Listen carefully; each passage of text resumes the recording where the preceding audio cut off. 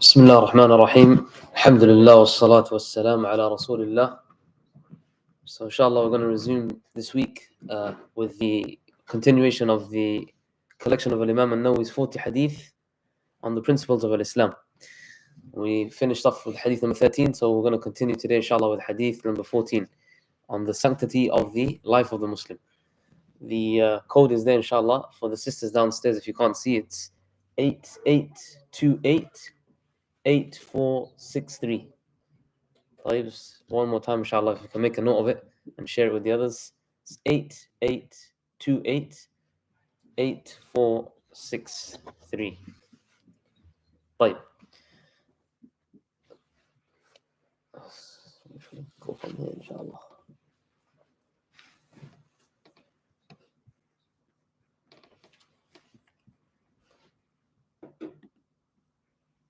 طيب.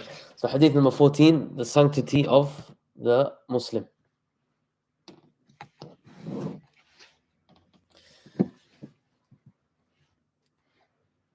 So hadith is عن ابن مسعود رضي الله عنه قال قال رسول الله صلى الله عليه وسلم, on the authority of Abdullah ibn Mas'ud, may Allah be pleased with him, he said that the Messenger of Allah صلى الله عليه وسلم said, لا يحل دم امرئ مسلم إلا إحدى ثلاث. It is not permissible to spill the blood of a Muslim except in 3 instances. الثيب الزاني, the married person who commits adultery. والنفس بالنفس, a life for a life. والتارك لدينه المفارق للجماعة, the one who apostates or forsakes his religion and he separates from the community, cuts off from the community. This hadith is narrated in Al-Bukhari and Muslim. طيب.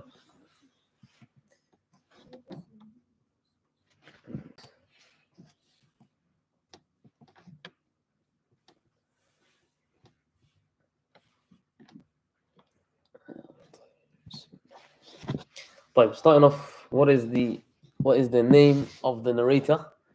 What is the name of the narrator of this hadith? We said it's Ibn Mas'ud, Abdullah ibn Mas'ud.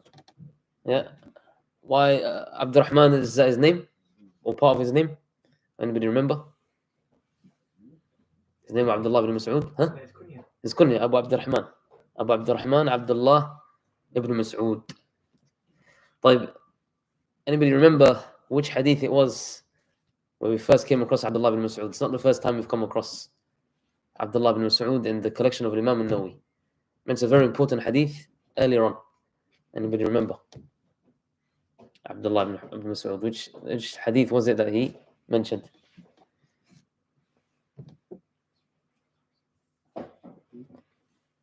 Anybody remember? Hadith number 4. What's hadith number 4 about? Hadith number 4? Not about bid'ah. That's number 5, close. One of the pillars of Iman. No. One of the pillars of Iman, not Islam. Ahsant, barakallah fiqh.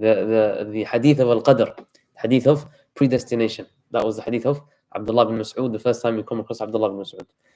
Like, one of the abadila, if you remember, we said that he died earlier on. He died 32 Hijri or something like this. So he wasn't considered one of the abadila because the abadila came at the time when the people didn't have much sahaba.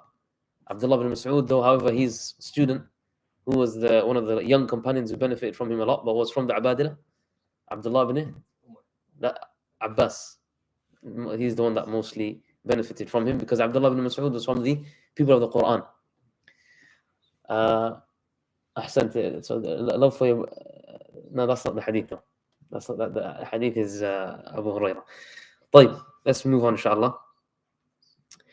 So going on with the actual hadith, the hadith says, لا يحل دم امرئ مسلم. That is not permissible to spill the blood of the Muslim. Salam alaykum. It is not permissible. The blood of the Muslim has hurma, has sanctity to it. And here the ayah in the Quran, وَمَن يَقْتُلْ مُؤْمِنًا مُتَعَمِّدًا. Whoever kills a believer intentionally, متعمدا, then فَجَزَاؤُهُ جَهَنَّمْ. He's going to be in the hellfire. That's number one. خَالِدًا فِيهَا. He's going to be there for an indefinite time. Not permanently, but indefinite time. Khalid means somebody who's going to be there for a long time. وَغَضِبَ اللَّهُ عَلَيْهِ. That Allah is going to, the anger of Allah is upon him. Yeah? وَلَعَنَهُ. And that Allah curses him or condemns him. Meaning Allah takes him out of his mercy. And that Allah prepares for him a very tremendous punishment for him. These 5 things are mentioned as a punishment for whoever kills a Muslim or a believer intentionally. So here is a strong warning from Allah Jalla wa Ala, and to show you the sanctity of the believer and how much Allah is angered that Allah mentions these 5 punishments for the one who kills a believer intentionally. طيب. What are the instances from this hadith and from other than this hadith? The hadith mentions how many? 3. But there are other instances where the Muslim life loses its sanctity, meaning the Muslim has put his life on the potential of being executed, capital punishment. If you're living in a Muslim country with Sharia law, not talking about taking in your own hands, but the sanctity of the life is now removed from that Muslim. He's still a Muslim. We're not saying he's not Muslim, he's kafir. He's still a Muslim. But in what scenario does he lose his sanctity? So we have here, when you commit adultery, ahsant. Sihr, good, because this is disbelieved. A life for a life. Here, the one who kills somebody, does he leave Islam? It's important that we understand. No, he doesn't leave Islam. He's still a Muslim, but he's lost the sanctity of his life. He's lost the sanctity of his life. That's what we mean. A shirk. Okay, this is, we have to be more specific. Just because somebody performs shirk doesn't mean that he's loses the sanctity of his life. There's a lot of conditions with this. But what we mean here is the person who has, as the next one, he's clearly apostated and he's made that publicly apostated under Islamic Sharia, under Islamic law. Murder. An-nafs bin-nafs, we said that one. But slandering publicly, no. This would not lose the sanctity of your life. We're talking about here the sanctity of the life. Huh? Yeah, so we say the one who commits adultery. But here it's very important that we use the word the adulterer. And Nabi Sallallahu Alaihi Wasallam, he said, "Al-thayyib al-zani." What here is a thayyib? Is the one who's married, he's clearly married, and he has extramarital relations. That's the one. Not the one who's never been married. He's not married, he's a bachelor, he's single, and he commits zina. For that, he doesn't lose the sanctity of his life. He gets the 100 lashes, as is mentioned.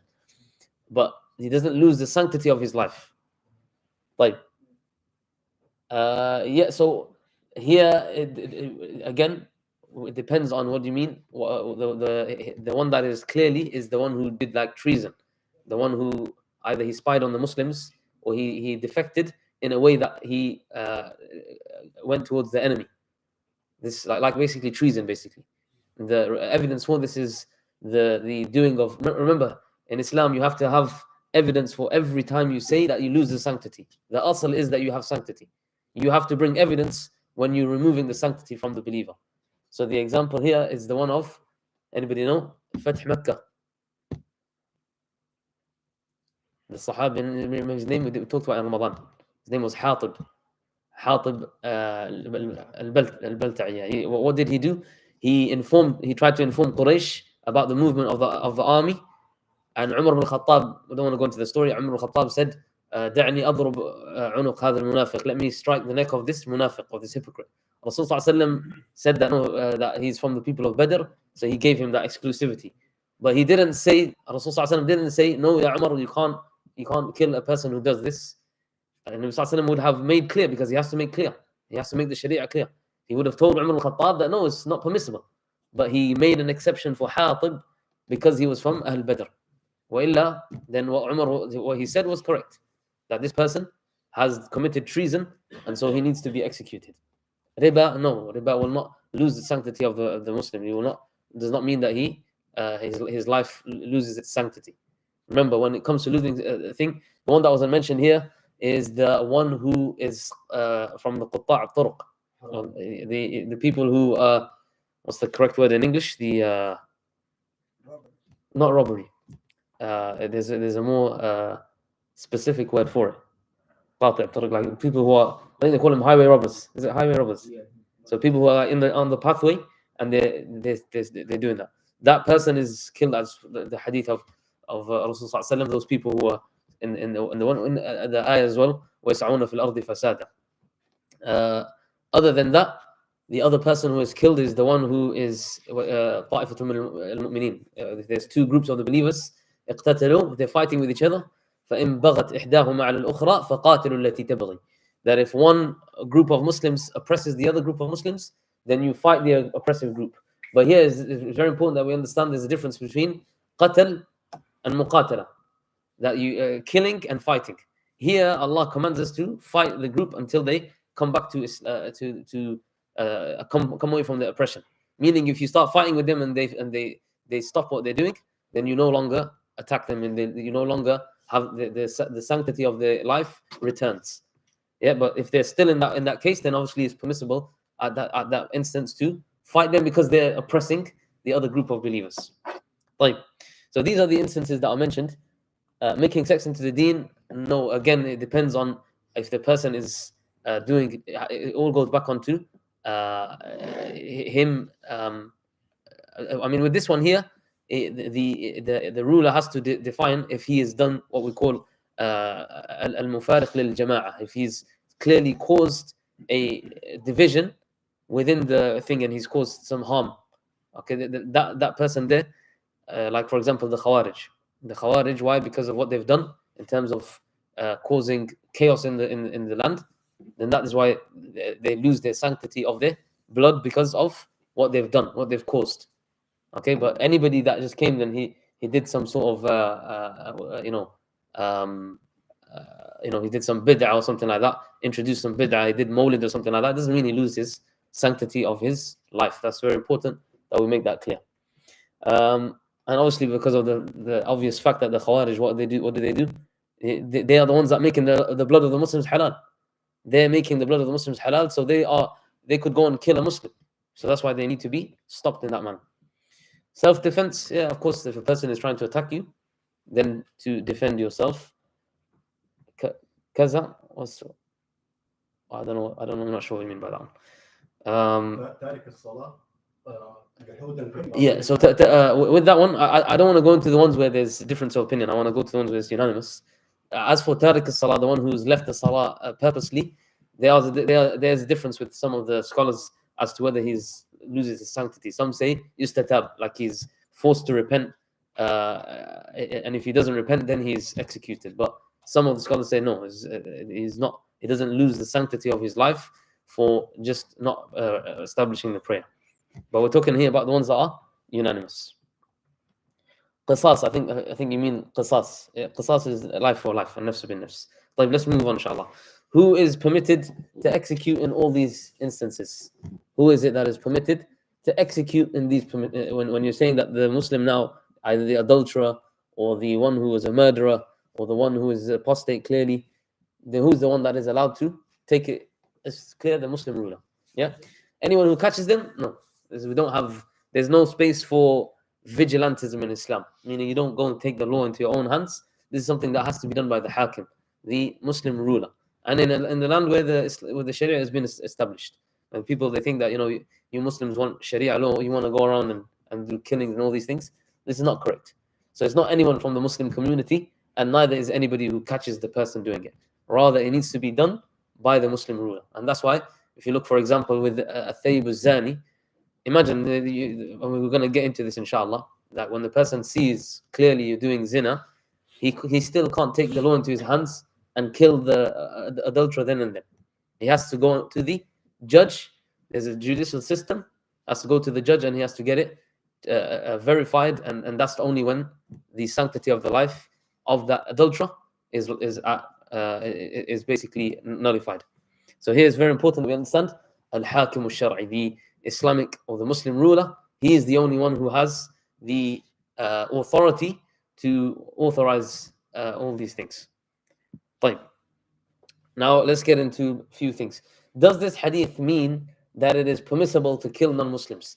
So the wording of the hadith, a lot of people when they come across the wording of this hadith, they say that, oh look, this means that there's no sanctity to the life of the disbeliever. You're saying by this hadith, because if you on the outset of it, لا يحل دم امرئ مسلم إلا إحدى ثلاث. So that means دم الكافر is halal. But this is where Islam, you have to, we look at all the evidences. We don't just pick a hadith as we wish and apply them as we will. And Nabi Sallallahu Alaihi Wasallam said, "Man qatala mu'ahadan lam yarih ra'ihat al-jannah." Whoever kills a mu'ahad, who is the mu'ahad? He is the one who is got a contract with the believers. He has a contract with the believers, or he's in a covenant with the believers. And Nabi Sallallahu Alaihi Wasallam said, whoever kills him, he won't even smell the fragrance of Jannah. He won't smell the fragrance of Jannah. And another hadith, Nabi Sallallahu Alaihi Wasallam said, ألا من ظلم معاهدا أو انتقصه أو كلفه فوق طاقته أو أخذ منه شيئا بغير طيب نفس فأنا خصمه يوم القيامة. Another رواية فأنا حجيجه. Whoever does dhulm, imagine, we're not even talking about killing here. Nabi Sallallahu Alaihi Wasallam said, whoever oppresses the mu'ahad, the kafir, who has a covenant with the Muslims, who's under the protection of the Muslims, whoever kills him, or whoever takes something from him without him giving it to him, or with whoever does him wrong, or whoever if he's contract to do some work, if you give him more work than he's able to do because he's a kafir, let me do dhulm on him, just doing this. And Nabi Sallallahu Alaihi Wasallam said, then I, and Nabi Sallallahu Alaihi Wasallam, not anybody else, I will be the one who is his adversary on Yawm al-Qiyamah. I am the one who's going to be against him on Yawm al-Qiyamah. Who? The Muslim that did dhulm. We're not even talking about killing here. We're talking about the one who just did dhulm on the non-Muslim non-combatant.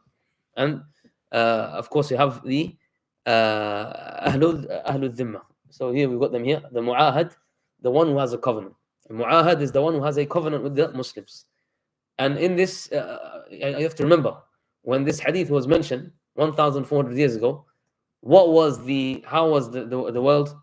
You can't compare, like, because obviously people will say, and we have to deal with these arguments. People will say, oh, but in today's world, it doesn't make sense to say the blood of the Muslim is sanctity, but the blood of kafir is not. There's no sanctity unless 1, 2, 3. We say no. Listen, at the time of Rasulullah Sallallahu Alaihi Wasallam, what was happening?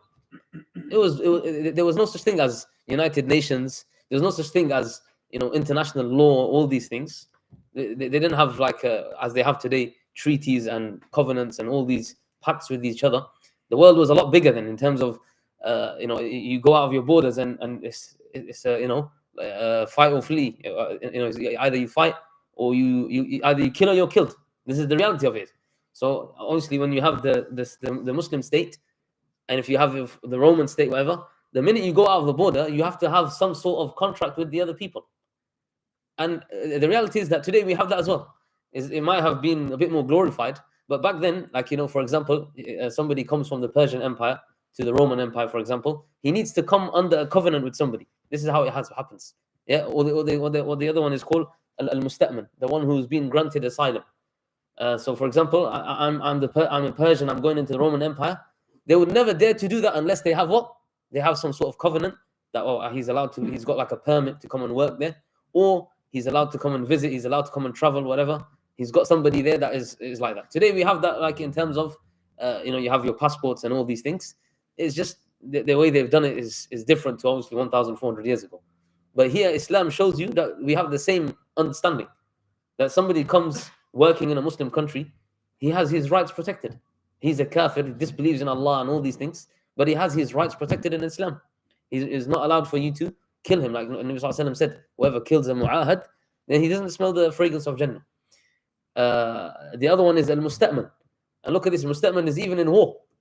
Like for example, the one who, when Ali ibn Abi Talib, when they went Fath Mecca, and it was one of the big enemies of Islam, and he, I can't remember who it was exactly, but he wanted to kill him, wanted to kill one of the enemies of Islam in Mecca when they were conquering Mecca, and a Muslim woman stopped him.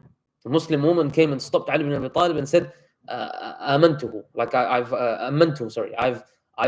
given him asylum. A Muslim woman, look at this, subhanallah. And talking about women's rights, look at this now at the time of Rasulullah.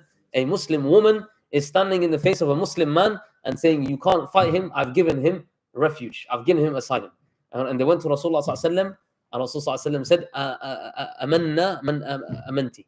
Yani we've given refuge to the one who you've given refuge. So subhanallah, any Muslim, if we're not even talking about we're talking about a time of war.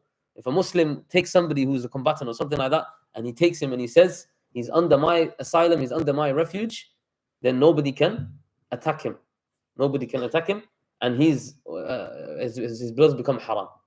Why? Because he's what we call musta'man. He's somebody who has been given a refuge. The third type is the Ahl al-Dhimma or the Dhimmi, and this is a word that is being given very negative connotations. They say, "Oh, this is a Dhimmi," you know, they want to look low on us as a non-Muslim. You're a Dhimmi. They don't understand the word Dhimma. It means somebody who's under like oath and protection. It means somebody who's under pact. It's actually to say that when the Muslims, they take over territories that are non-Muslim territories, for example, and they have a contract with them people, they have a pact with the people that you pay a certain tax, just as anybody, when they have here, you have taxes, although here the tax is dhulm. You get this much wealth, you get 30% of your wealth, you have to pay tax. This much, your ratib or your salary is this much, you get 40% of your tax wiped out. The tax of the people of Dhimma is a fixed amount, and only upon those who are able. Like with the famous narration of Umar al-Khattab, when he was walking around and he saw an elderly Jewish man.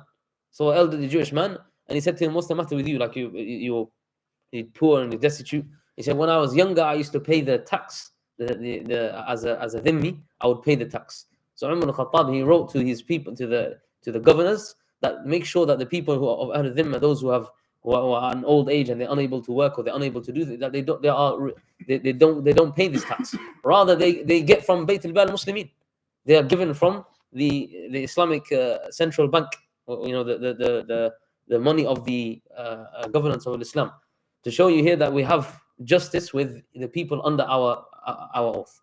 And more than this, more important than this, Ahl al-Dhimma, if they are attacked, then the Muslims who are in charge, the Muslim ruler and the Muslim army, they are responsible for their defense, not themselves. So they pay this tax in order for protection. The Muslims have to protect them, not from the Muslims. We're talking about from other invaders. Other invaders come, it's upon the army of the Muslims that they defend these people, even if it means that the Muslims have to be killed in defending these people. Why? Because of the pact. This is to show you the importance of al-ahd in Islam, or al-aqd, you know, the importance of sticking with your oaths or your pacts. So here, this is what we mean by the three types of people who are from the disbelievers, who it is not permissible to spill their blood. And again, this applies in our age, applies to most, of the, if you, for example, you go to another country, you are considered in a pact with them. The person that is there, the non-Muslim that is in that country, is mu'ahad. Especially if you're living here in the UK, for example, and I'm saying this because unfortunately you have some Muslims that have a ill or a disease in their minds, understanding the Sharia, the Islamic text, and they will say that the kafir that is here, he has no hurma, he has no sanctity over his blood. This is a lie. He is considered shar'an mu'ahad. You and him, you're bearer of the same passport. You're living in the same country. You're not at war with each other. So there's no permissibility at all in Islam for you to forget about fighting or kill him, for you to even be oppressive towards him. طيب. Moving on, inshallah. This is something that we're doing right now, is dealing with the doubts. I want to see from your end, inshallah, and the sisters downstairs, how can you respond to some of these doubts? It's important that we focus on this aspect, because this hadith, it brings a lot of things for a lot of people who are non-Muslims. It's important that we understand how to explain to them what this hadith means and what is the stance of Islam. So here it says, Islam allows for the killing of non-Muslims. Islam allows for the killing of non-Muslims. So this is an important statement that goes around everywhere. How do people respond to this? And somebody can bring this hadith to you. A non-Muslim can bring this hadith to you and say, look at this hadith. From here, you can clearly understand that. Now, obviously, we dealt with this, but I want to see your responses. Try to be a bit more specific. Only in jihad, this is wrong. Jihad doesn't mean that you go and kill non-Muslims. That's not what the definition of a jihad is. No. A jihad is when you are fighting, yes, and you're you're at war with them, but that doesn't mean that now every single one of them. What evidence do you have to say that you can't? When Nabi Sallallahu Alaihi Wasallam said, don't kill the woman, don't kill the child, don't kill the one who's in the place of worship. Don't kill the elderly. So these people, they have sanctity for their lives, according to Islam. So even then, we're very specific. Okay? Under an Islamic rule? No. Again, you have to be very careful with your words. If I say to somebody, Islam allows for killing of non-Muslims under Islamic rules. Sorry. That's not correct. Even under Islamic rule, it's not permissible for you to kill non-Muslims, as we said. Yeah, so so long as we understand with these three things.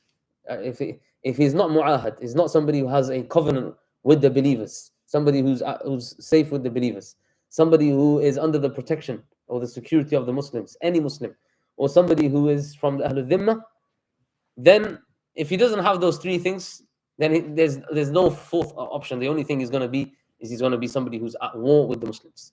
He's going to be somebody who's already oppressive with the Muslims. Even then, it doesn't mean now that, this is theoretically speaking, hypothetical before somebody says something. If we have, for example, the Muslim border here, that doesn't mean now that you as a Muslim, you go across that border and then you see the first non-Muslim that you see, you go and fight him. That's not the case. This is talking about the sanctity of the life. The sanctity of the life, just talk about, it's not permissible for you to attack that person. But even then, that doesn't mean that now when a person crosses the border, khalas, it's free for him to go and kill whoever he wants to kill. That's not the case. It has to be done, again, with the Muslim ruler. If they're going to attack that country, then just as any army's attack, it's done through war, it's done through certain thing, not done through chaos. In Islam, from the principles of Islam, is that Islam is anti-anarchy or anti-anarchism.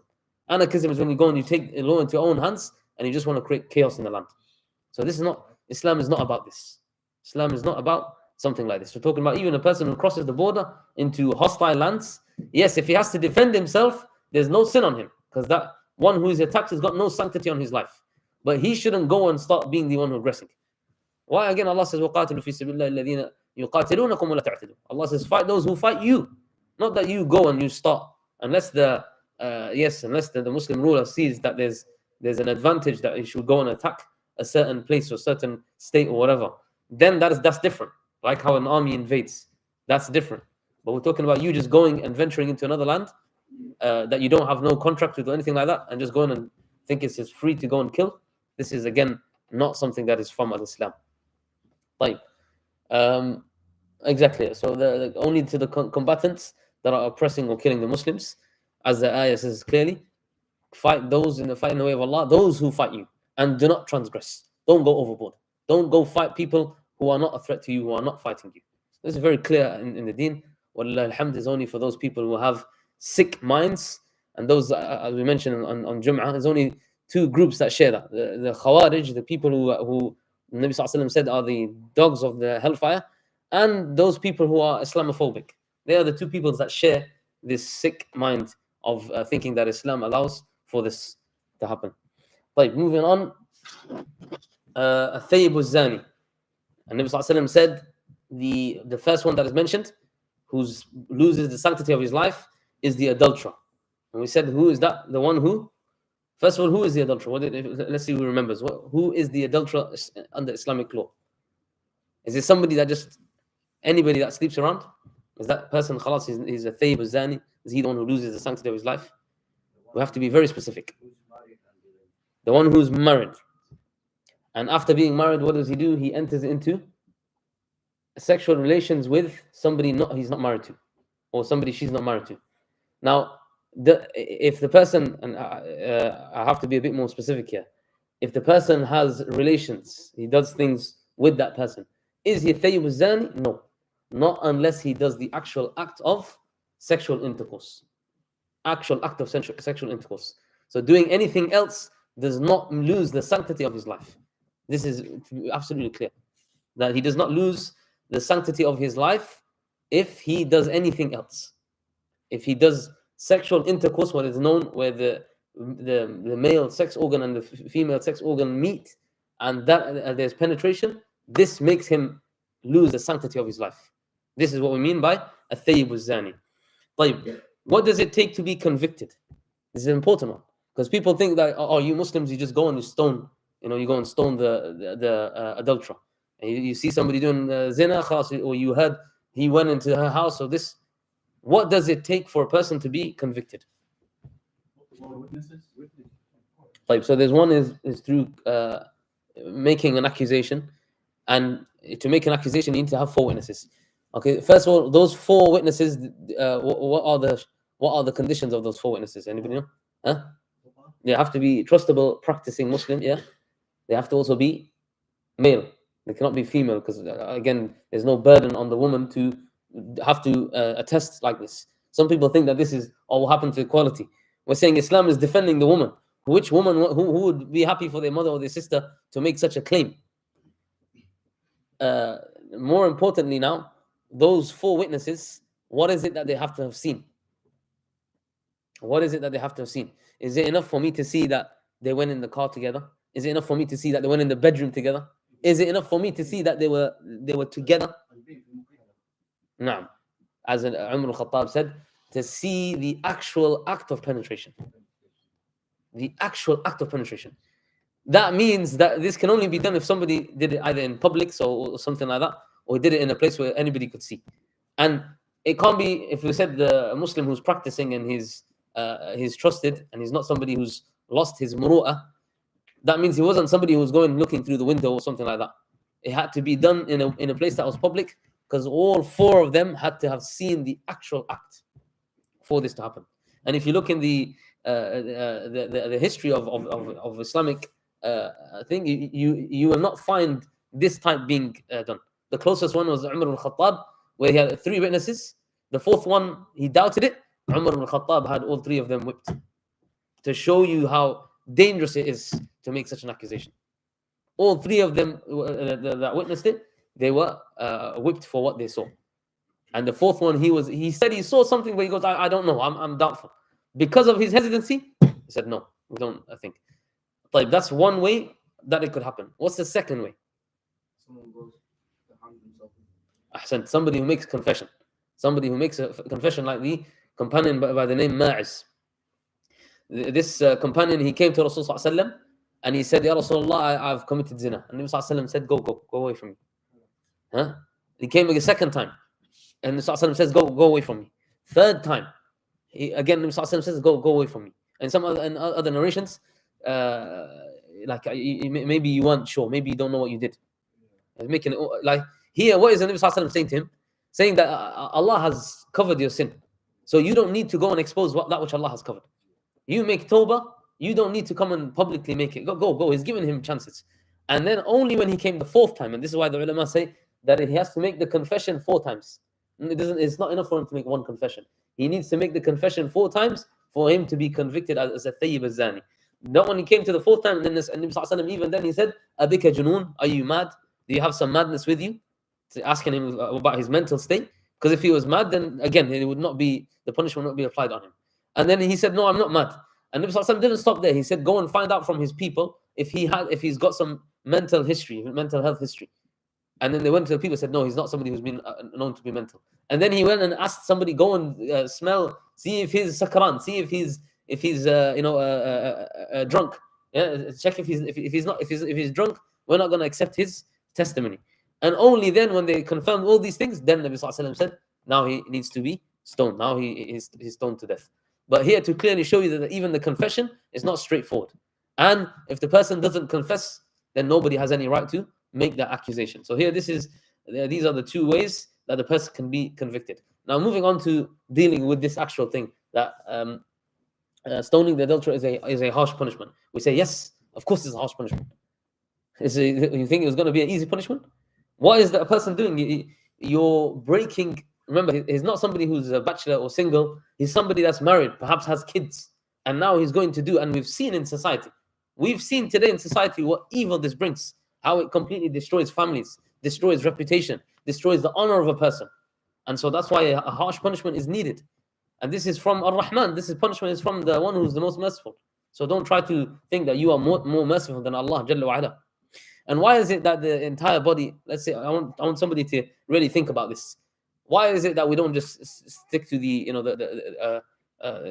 how it's done is Shar'i, is the head he's beheaded? Why is it that he has to be stoned to death? What is it about the sin? And remember that Allah is all just. Allah is the most just. So what is it about the sin that caused him to be stoned to death rather than be just executed by beheaded or something like that? What is it? For Muslims to see. For the Muslim to see the deterrent, yeah. But why is it that he's stoned on his entire body to death? Okay. Why does he need to feel the pain across his body? The same way when he was really Ahsan, tabarakallah feek, mashallah, tabarakallah. So this is what the ulama, they say, that the wisdom in this is that when you were doing, when you're doing the zina and your entire body felt the sensation and felt that pleasure, the same way Allah, the most just, is going to make sure that you feel that punishment through your entire body. This is from the wisdom as to why he's stoned to death. And again, this is not something that is, by the way, exclusive to Islam. This is what people think, that you Muslims are the ones that do this. It's ajib when we hear Christians and Jews coming to us and telling us these things, when this is known from their laws as well. It's in the Bible as well, that from their own laws, that the adulterer and the adulteress are stoned. Even, subhanallah, somebody that there's a doctor that is he's got he's a specialist in Christianity and the laws with Christianity. We know that Isa alayhi salam, when he came, that he some of the laws he made halal. So one of the things that they try to say, and that is in the New Testament as well, is the fact that he said, let the one without sin cast the first stone. And none of them threw the stone because they're all with sin. This is actually not mentioned in one of the earlier Bibles that were written. I think it's in the King James Bible. I believe it's not written in there. And he said the reason why is because when they checked the manuscripts, this was not something that was originally put in there. Something that was later added on. So this whole thing that Christians don't have this law is false. They had this law with them. They were practicing this law at the earlier times of Christianity, and also it's part of the Mosaic law, or for the Jews, they have the same law, that the adulterer and the adulteress need to be put to death by stoning. So this is not something exclusive to Islam, something that has been from the previous religions as well. So yes, to sum up the answer, yes, it is a very harsh punishment. Why? Because of how Islam holds the importance of preserving the family, preserving the lineage, preserving the honor of the people, and making sure that people don't venture off into evil things like this. And remember, like we said, either the person confesses or is something that is doing so publicly. So Islam needs a deterrent that will make sure people don't go. Look, now today, people have no deterrence. They go and do whatever they want. They even do things worse than this, worse than a zina, whilst they're married. This has become like nothing now. In the law over here, it's not even illegal to do that. The only thing that happens afterwards is divorce and all this, whatever. But the actual act of you doing it is not illegal. You're not going to go to prison or get a fine for doing something like this. So moving on to the next one. This is the next doubt or shubha. If Islam promotes eye for an eye, let's see. I want somebody who really has a good thing for this. If Islam promotes eye for an eye, it will result in everybody being blind. This is something that they say. If you say eye for an eye, everybody will be blind. Meaning you're going to want your retribution, he wants to want retribution. First of all, does Islam promote an eye for an eye? Does Islam promote it? No. How do we know? Huh? فمن no. فمن عفي له فمن تصدق به فهو كفارة له. فمن تصدق به فهو كفارة. Who's the ayah? In Surah وكتبنا عليهم أن النفس بالنفس والعين بالعين والأنف بالأنف والأذن بالأذن والسن بالسن والجروح القصاص. فمن لا فمن عفي زين سورة البقرة. فمن سبحان الله فمن تصدق به فهو كفارة له. So whoever ومن أحسن بارك الله فيك جزاك الله خير. So whoever here Allah is mentioning al-ayn bil-ayn and all this, and this is ajib. I'll tell you why this is ajib. Because this is what the people say that in Christianity we say somebody hits you on the cheek then the other cheek and all this. We say this is actually the biblical law. Allah is here وَكَتَبْنَا عَلَيْهِمْ. We wrote for them, we prescribed for who? عَلَيْهِمْ, who's him? The people of Israel. Allah said we prescribed upon them al-ayn bil-ayn, an eye for an eye, and nafs bin nafs, all this, a nose for a nose, a tooth for a tooth, and even somebody hurts you, then you hurt them back. This is from their law. Then Allah adds something to our sharia that's not from their sharia, was not revealed to them, that if you were to forgive your brother, if you were to step down from your right, then that is kafaratun lak. This is something that is a expiation for you and a reward for you, to show you that Islam promotes that you do the better thing.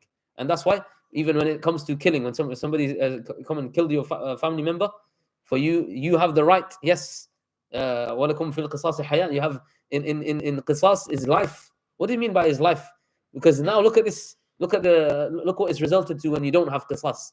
I go and stab somebody from his gang. He comes and stabs, and it's endless. You're just stabbing each other up. But in Islam, where there's justice, and the family has every right. The family now, they are the ones who are most hurt. Somebody has come and killed their family member. It's their decision. You want to take the blood money, that is better, and that you are forgiving. But if you want to take the life, you have every right, so that you feel khalas. There's no more thing. That's why the Sharia makes it clear that you don't go now and start killing his family members and all that. He's the one who's the murderer. You want to take life, you take his life, and that's it. And even then, you don't take the life. It has to be done by the Muslim ruler who has the executioner who does this. But even then, up until the executioner is about to execute, the family has the ability, the choice to say that we don't want to do this. We don't want to do this. And we've seen this happen even today in Muslim countries where it's taking place. It happened only a few years, and it happens probably even still now in Saudi Arabia, where the family they're about to execute the person, and the qadi, he's there, he's present, and he asked them, he said, "Listen, do you not want to accept the blood money and you get the diya? Yeah, you want to accept the blood money and you'll be rewarded for forgiving him." And they forgive him on the spot. So everybody's there waiting for the execution to take place, and the family have forgiven him, and the executioner there, khalas, is not allowed to execute now. To show you here that Islam promotes this. It promotes this. But at the same time, sometimes the family are not going to feel, maybe the murder was so, as they call it, first degree murder, is planned it and everything. How could he do something like this? We're not happy except that we have his life taken as well. And they have every right to do so. And subhanAllah, once they see that, they'll feel, as obviously not going to bring back the dead person, but at least they'll feel that khalas, retribution has been made. No need to now go and do tajawuz. No need to go and make further dhulm or anything like this. طيب. Let's move on quickly, inshallah. Islam is all about killing apostates. It's a very important one as well. Islam is all about killing apostates. We always hear this one time and time again. You Muslims say kill the apostates and all these things. What are the responses to this? What are the responses for you Muslims? You always killing the apostates?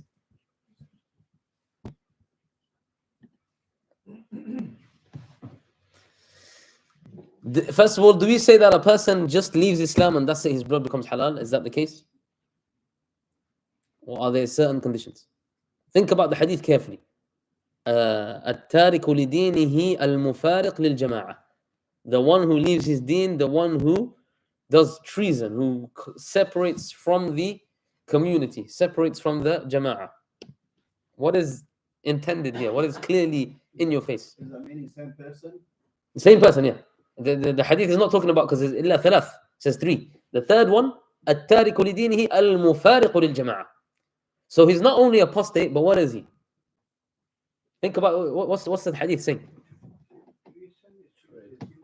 Huh? Treason is committing. Ahsan, treason. When we're saying, I want you to think about this carefully. We're talking about this being done in what kind of state? Arab state? Pakistani state? Saudi state? A Muslim state. Meaning your identity is Islam. Your identity is Islam. Your loyalty is to Islam. Meaning if you do treason to Islam, then that is high treason. As you have in all the other countries in the world today. United States up until today, maybe now in the UK they've abolished the death penalty. So to them it sounds a bit thing, but they have no. You go to United States, you do high treason there. What's the penalty? Death penalty. You have the death penalty. I just checked today as well just to make sure on the Constitution on the you can check yourself. United States, they still have the death penalty for high treason. Somebody who is wages war or wages that is against thing. And this is something that is enshrined in liberal law. It's enshrined in liberal law. When they first came in the 1800s, 1900s, talking about liberal law, they said that anybody that does high treason, then they deserve the death penalty. This is something that has been known throughout humanity. Why? Because if you didn't have a death penalty, people would just have high treason all the time. They have a benefit of doing it, they'll do it. But when you have this as there, people are going to be scared and they're not going to want to do that. So here we're saying the apostate who clearly comes out and fariq lil jama'ah, he's coming out doing treason of Islam, of the Muslims, he's the one who deserves to be put to death. He's the one who loses the sanctity of his life. And again, to make it clear, this is not done in a Muslim community living here in Leeds. No, this is done in the Sharia. This is done in a Muslim state. And it's done by the hakim, not anybody. You find out somebody is not praying salah, it's not for you to go to the house and go and kill him. Even if you're in a Muslim state, you find somebody, he did something that left Islam or says, I'm no longer a Muslim. You have no right to go and take the law into your own hands. It has to be done with the qadi. He's the one who decides. It has to be brought to the judge, and he's the one who decides whether what he did constitutes to disbelief, constitutes to leaving Islam. This is very important that they understand this. Now, if they make tawbah, again, he's not considered the one who is killed because he's not mufariq al-jama'ah. He's made tawbah, even if he's a munafiq. If he's a munafiq, he's hiding. We don't know. Only Allah knows that he's hiding his kufr. He showing us that he's a Muslim, but in reality, he hates Islam and he hates Allah. He hates Rasulullah sallallahu alaihi wasallam. We have no right to go and kill him just based on an assumption. We have to have clear evidence that he has apostated and left. And here as well, we say that just as if somebody doesn't like Islam, he's left Islam.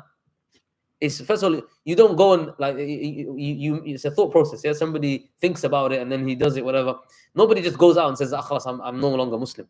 I disbelieve in Allah. It's going to be a thought process. Now, if he doesn't like Islam, if he doesn't agree with Islam, our question to him is, why are you residing in a Muslim state that practices Islam and that takes Islam? We call ourselves an Islamic state. We are an Islamic state. Why would you want to identify as a citizen in that state if you don't believe in Islam? Go leave the country and go somewhere else. You're more than free to leave the country and go wherever you want to go. There's no rule in Islam that says you're not allowed to leave the state. You can go leave the state, leave the country and go find another whatever whether it's a atheist state that you want to now think, or a Christian or a liberal, whatever secular state. Go ahead and do that. Why do you need to stay in the land of the Muslim if you don't agree with Islam? Remember, we're not talking about. We made it clear. This is not talking about. Oh, this is Arab state or the Indian state or Pakistani state or this state. No, we're talking about a state that identifies as an Islamic state. If we had, for example, the Khilafah, the Islamic Caliphate, this is now an Islamic state. Your citizenship is being a Muslim. It's not being Arab or Pakistani or Bangladeshi. It's being Muslim. You're a Muslim, khalas. That's your identity.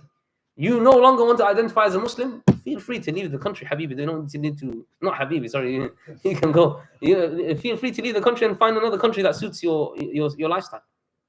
But we're talking about somebody now comes out and says, I'm against Islam, I'm against the Muslims, and now he starts causing fitna, he starts causing corruption in the land, he's causing treason, that person is lost the sanctity of his life according to Islamic law, according to the Sharia. So this is very clear. And we're not talking about the person who does it in private, not somebody who privately leaves Islam and he wants to stay in the Islamic state and cause fitna. That person, he'll be dealt with Yawm al-Qiyamah. We can't deal with him unless obviously he does something that's clear that we have to either expel him, or if the ruler sees fit to have him executed, then that's up to the Muslim ruler. Right. Moving on to the last question. Does the Sharia need to be updated and modernized? This is the one that we hear from, unfortunately, those people under the guise of Islam. They say that we need to have a discussion as Muslims as to modernizing Islam. You know, the Christians and Jews, they've done it. We need to do it as well. What are your responses to this? I'm interested to see what are your responses to this. We can't just say astaghfirullah because they're going to say give me an argument. So we have to be able to deal with their arguments, because we have Muslims today coming to you and saying this is a bit backdated, you know, killing people and this, and you know, killing the apostate, killing this. Don't we need to modernize Islam a bit? You know, you're saying that the Christians and Jews, they used to stone, but they don't stone anybody now. You know, why don't we abolish this law in Islam as well? What is our response to this? So we say, yeah, first of all, Islam is complete. There's nothing that we can add or deduct from Islam. And secondly, Islam is complete by who? No, but who is the one who completed the Sharia, who completed the forces? Allah. And what is the attribute of Allah? Allah is what? Al-Hakim, Al-Alim. Allah is the all-wise, the all-knowledgeable. So if you're saying if you believe, you have to get the person to understand this. Maybe he'll disagree with you, but at least he'll understand where you're coming from. You say, listen, I believe Allah is the all-wise. I believe Allah is the all-knowledgeable. How can then do you expect me to override Allah and say that, oh, Allah, you got it, wal-'iyadhu billah, you got it wrong here, and I've got it right now because of my 21st century thinking? How can you think that you know better than Allah?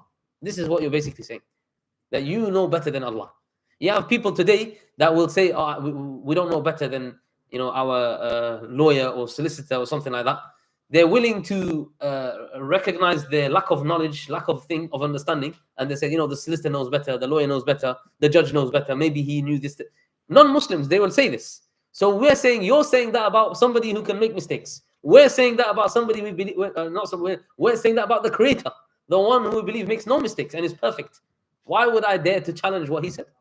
It's clear. You as a Christian or a Jew, if you believe that you want to abolish that, you're saying that you know better now. You're saying that you know, your Creator said something then doesn't apply for today. You know better what applies for today. That's what you're basically saying. We as Muslims, we say, فَقُولُوا اشْهَدُوا بِأَنَّا مُسْلِمِينَ. Bear witness that we are the ones who submit to Allah Jalla wa'ala. We're ready to submit our intellect and everything to Allah, because we know that Allah is Al-Hakim, Allah is Al-Alim. Allah is the one who's all-knowing, Allah is the one who is all-wise. And let's go further, because this is not enough for some people, especially some of these Muslims these modernist Muslims.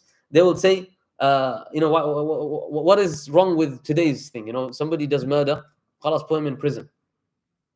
Or somebody does this, you know, you just put him in prison or give him a fine or something like this. Why doesn't the Sharia say this instead? Say because the Sharia, let the statistics speak for yourself. Look in the Muslim countries, those that are applying what they can from Islamic law. See what the crime rate is there. See what what's the murder rate when you go to, for example, Saudi Arabia. What's the murder rate there, and compare it to London, where you're having 50,000 people a year being stabbed. Seriously, 50,000 people a year being stabbed. Do you think that if you had a strong deterring law, you'd have these crazy shabab on the streets stabbing each other up? So where's your justice? Where's your wisdom in your laws, if that's the case? And we say in Islam, clearly that there is as a deterrent. And like we said, the stoning deterrent is such a harsh, such a scary punishment. Nobody in the history of 1,400 years have we got a clear case where they actually witnessed it. Some people might have wrongly done it in some certain countries. They did it they carried it out in a wrong manner, but the sin is on them. It's not the sin on Islam. Islam makes it clear. But we have no clear one where they've come. The closest we have, I said, of Umar al-Khattab, where 3 of them testified, the 4th didn't, and it didn't get carried out. So it shows you that, look at how much of a deterrent it is, that we didn't have the sin committed publicly in the lands of the Muslims when we were living by the Islamic law, to show you how much that was deterrent. Somebody committing, how many people they go to, those of you that have lived, for example, in Muslim countries, and you talk about security and things like that. I remember when I used to be in Medina and used to be in the university, we used to have some of the, because it's very hot then, it's go to like 40 degrees or something like that. Some of the students would leave the car on, put the AC on full blast. You can walk by the cars and you can hear the AC on, ready for you to, the key is in. You get in the car and the car, you drive off. But they're leaving it there. I mean, there's not something that's good. You're leaving the car on for 4 hours or something. They're leaving the car on for 4 hours, and he's not worried at all about somebody. I'm not saying that theft doesn't happen. Of course, theft will happen and all these things, but it's much less scale because there's a big deterrent there.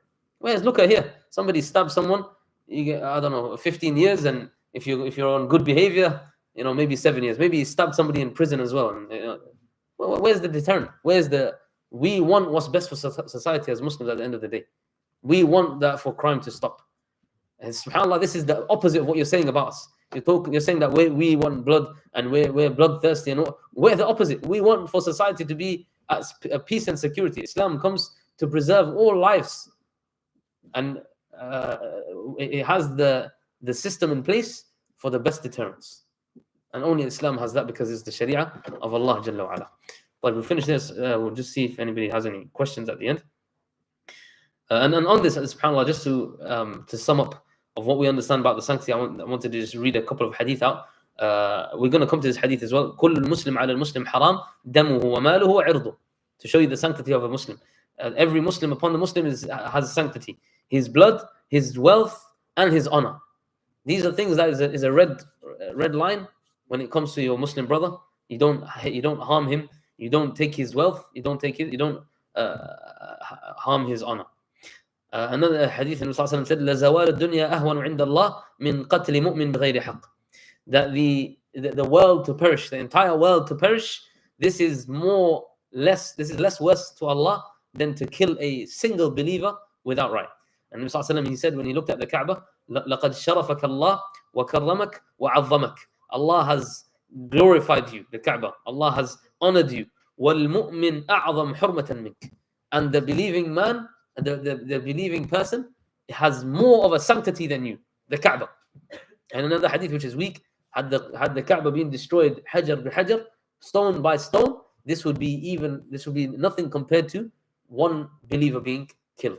So here this shows you the importance of the sanctity of the believer. Let's have a look at some of these questions here. So what do you lose when you lose the sanctity of life? So you lose the sanctity of life. I think that's what you're trying to say. Is it, what do you lose when you lose the sanctity of life? You lose the actual sanctity of your life. That's what you lose. You don't lose your iman. It doesn't necessarily mean that you've lost iman or you're no longer a Muslim. It doesn't mean that you've left Islam. Like for example, the murderer, he can still be a Muslim, but he has lost the sanctity of his life. That's what we mean. Can you have your sanctity returned after losing it? Yes. If a person, for example, he's a murderer, let's say, for example, the murderer, yes, he loses the sanctity of his life.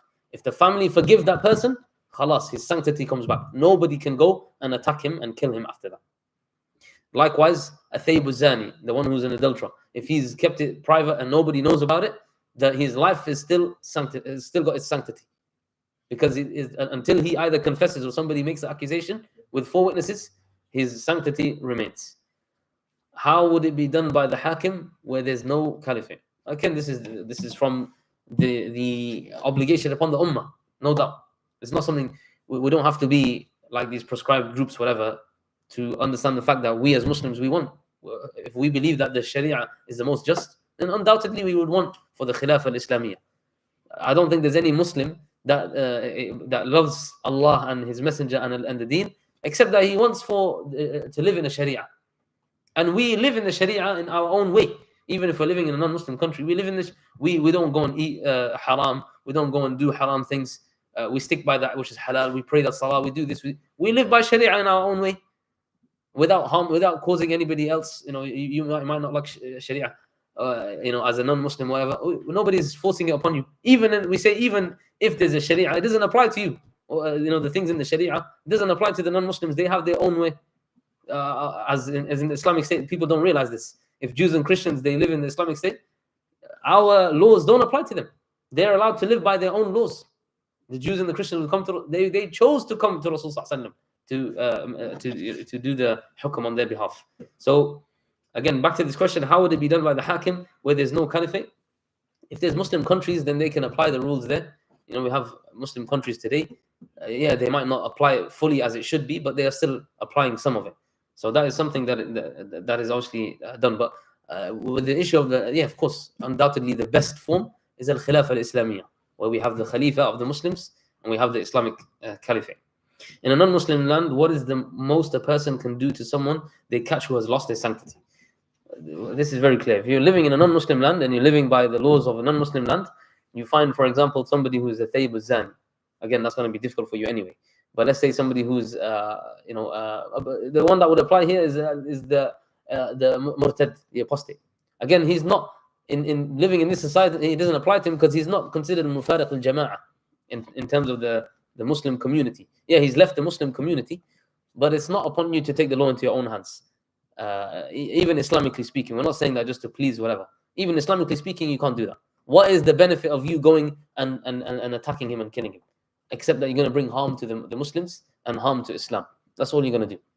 Rather, you should go and you should advise them, try to help them to understand, try to bring them back to Islam. That Allah is to guide them through you is better than everything in this world. For you to guide them back to Islam, better than anything in this world. And that's why, alhamdulillah, we have a lot of brothers that are giving da'wah to those people who have left Islam, not realizing what they've done, to try to explain to them that, listen, this is what you're coming away from. And many people, alhamdulillah, they've come back to Islam.